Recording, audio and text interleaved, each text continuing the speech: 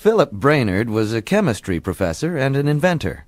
To find out about his wacky inventions, you can read along with me. You'll know it's time to turn the page when you hear this sound. Ready?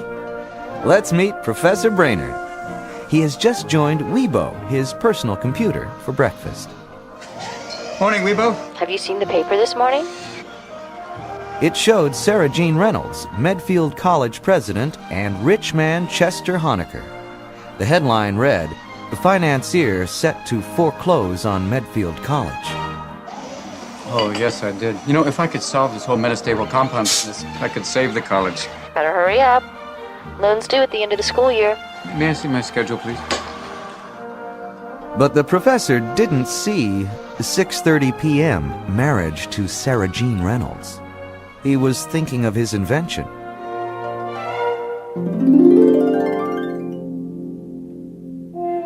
Sarah Jean Reynolds was modeling her wedding gown for her secretary, Martha. You don't think it's too much? No, it's elegant.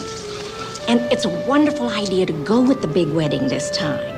It does put the pressure on the professor to show up. If he forgets this time, that's it.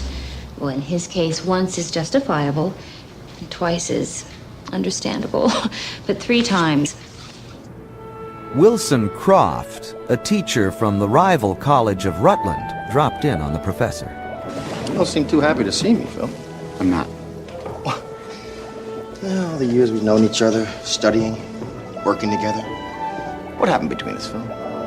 I just got tired of you stealing my ideas, Wilson. Why are you here? No, to be honest, I'm here this weekend to steal your fiancée and make her my wife. Well, I think you'll be sadly disappointed. I'll see you at the wedding, then. Chester Honicker was in his library when son Bennett and the 2 security guards, Wesson and Smith, burst in. I flunked chemistry. I'm on a academic probation. How did this happen? Smith spoke up. We talked to that Brainard guy, the chemistry professor. Now, either he did not understand us or he forgot. I have a science requirement, you morons! Honicker glared at his son. We'll have to get the F changed to an A. Won't work. This guy, he doesn't live in the real world. He has principles. Honicker gave Wesson and Smith their final orders. Get something on him that we can use to force him to change the kid's grade.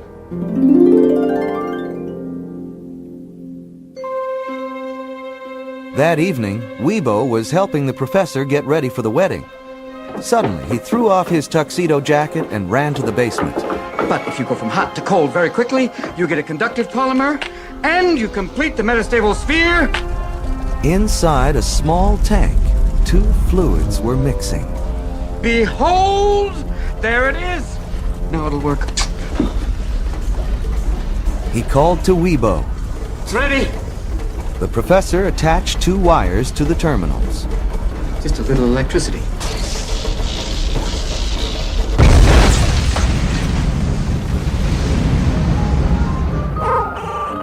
Weebo, do you know what this is? It's Flubber!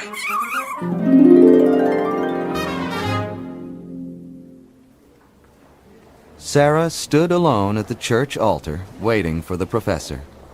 From the 3rd pew, Wilson Croft looked on. Later, after everyone had given up and gone home, Wilson met Sarah on the church steps. I'm sorry, Sarah. Are you going to tell me I told you so? No. I'm going to give you a ride home.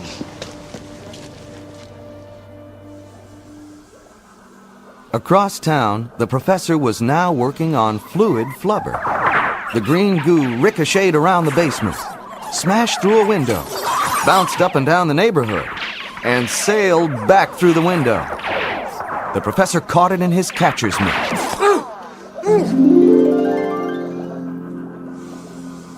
The professor looked at his watch. It's the wedding. Oh, I can't miss this one, Weebo. Weebo displayed the day and the time, Saturday, 6:30 a.m. on her screen. I'm aware of the time, thank you. But your days are wrong. I'm getting married Friday, 6:30 p.m. No, you're not. Because you're not getting married period. You missed it. It's 6:30 in the morning. The professor raced to Sarah's office. Will you please let me explain? There's nothing to explain. You weren't there. For the third time, you left me standing at the altar. He held up the flubber. This is the reason I didn't make it last night. You broke my heart. So that you could stay home and make some green goo. Sarah, it's much more than that. Flubber could save this college. Let me demonstrate. No, I'm not. Just give me 1 minute, okay? The professor climbed out a window with the flubber in his pocket, but his pocket split and the flubber shot out. When the professor jumped, he hit the ground. Well, if you think that you are going to get my sympathy, you are wasting your time.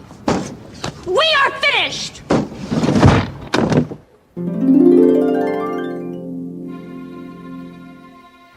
As the professor was testing the fluid flubber, Honicker's guards were spying on him through the basement window. He lathered a golf ball with the stuff and let it fly. It conked Smith in the head. Oh, the golf ball was really moving. How'd he do that? Then Wesson got banged with a bowling ball. You seen enough? Plenty. As the guards hurried away, the professor sprayed the driveway. It vaulted them into the sky, and they crashed down into a tree. Next, the professor put fluid flubber into his T-bird and flew to Sarah's. Wilson Croft was there. The professor landed his car on Sarah's roof and listened to them. It's such a pleasure to spend time with you without having Brainard hovering above us. Listen, I'm driving up on Thursday to Rutland for the game. Or should I make dinner reservations? And since Rutland is going to lose, I'll pay. All right. If your team wins, you can buy me dinner. If your team loses, we go up to the mountains for the weekend.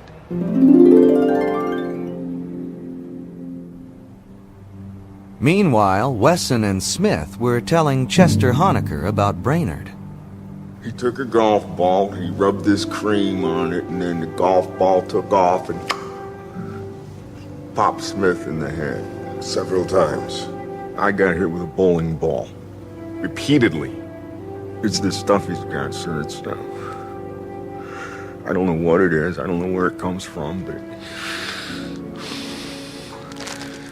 it will give you one heck of a headache.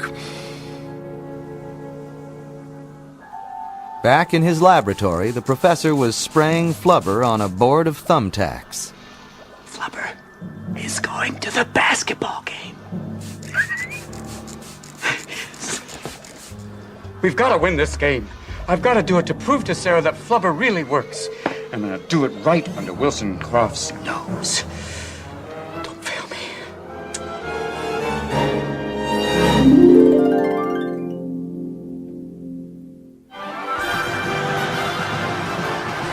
It was the big day.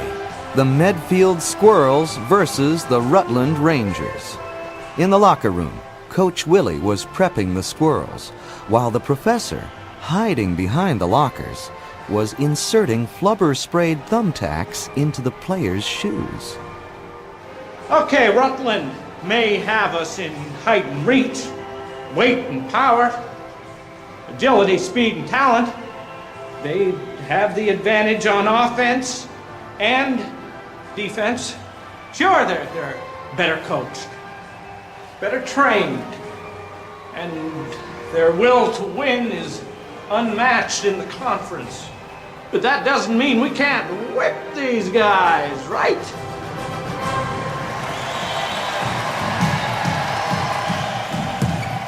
By halftime, Medfield was getting smeared 54-3. Some of the fluid flubber had rubbed off the thumbtacks.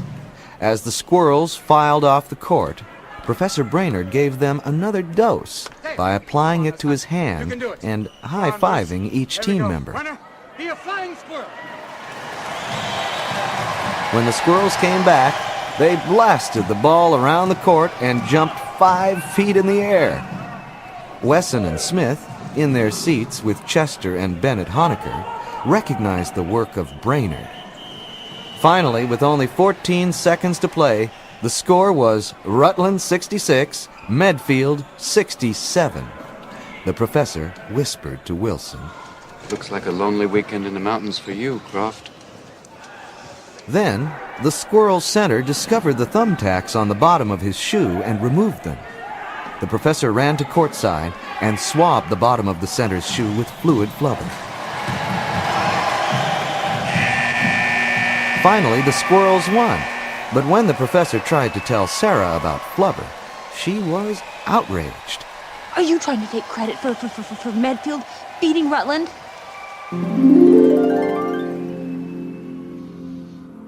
The professor was heartbroken. When he got home, he spoke to Weebo. Truth is, Weebo, I'm not absent-minded because I'm selfish, crazy, or inconsiderate. I'm absent-minded because I'm in love with Sarah. Without the professor knowing it, Weebo recorded his feelings and played the tape back for Sarah. It worked. To talk things out, they took a ride in the T-Bird. When they returned, Honicker, Wesson, and Smith were in the professor's garage. There's a lot of money in your discovery. Perhaps we could make a deal. Any discovery I make will belong to Medfield College. At the end of the term, there isn't going to be a Medfield College. I'll forget the debt right now. No, I'm not selling. The next day, the professor and Sarah demonstrated the flying car to Pacific Aerospace, and a deal was sealed. Meanwhile, Wesson and Smith had broken into the professor's house, destroyed Weebo, and stolen the flubber.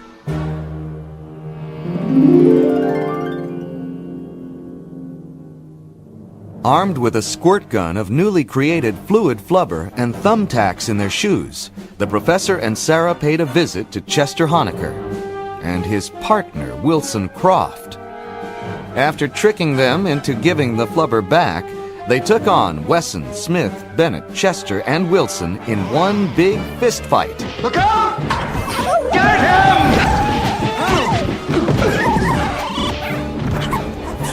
And escaped in the flying T-Bird.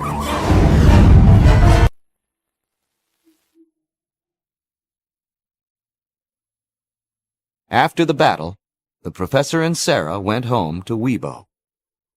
Can you fix her? I can make repairs. But I could never bring back the life it was she had. What was that word she was displaying on her screen at the end? Began with S. The professor typed the word in and found the file. It was written to the professor.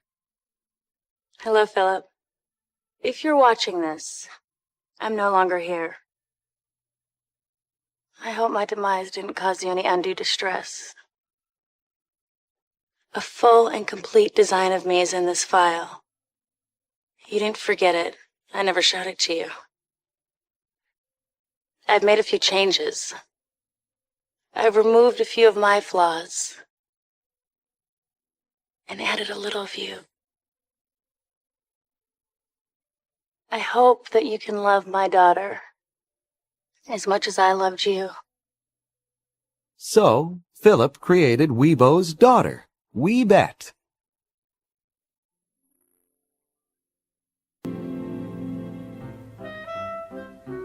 Sarah and Weebette stood at the altar. On Weebette's screen, the professor was dressed in his tuxedo, hard at work on his next invention. After the ceremony, he did take a little break to go on a honeymoon with Sarah. And when they returned, they lived a quiet life. That is, until the professor's next invention.